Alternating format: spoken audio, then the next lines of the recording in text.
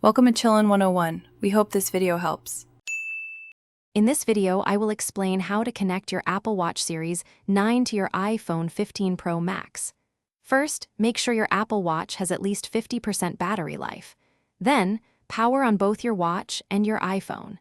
Keep them close, ideally within a few inches, to ensure a smooth and reliable connection. This initial preparation is crucial for a successful setup. Now, let's initiate the pairing.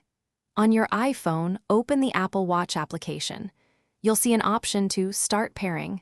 Tap that. If the automatic camera pairing doesn't work, you can choose Pair Manually.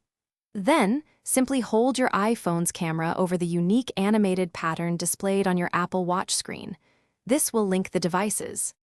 Next, you'll decide how to set up your watch. You can either configure it as a brand new device or restore from an existing backup if you've had an Apple Watch before.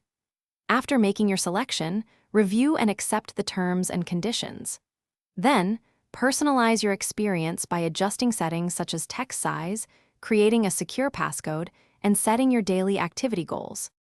Finally, the last step is to complete the setup. Your Apple Watch will now begin syncing all necessary data and applications from your iPhone.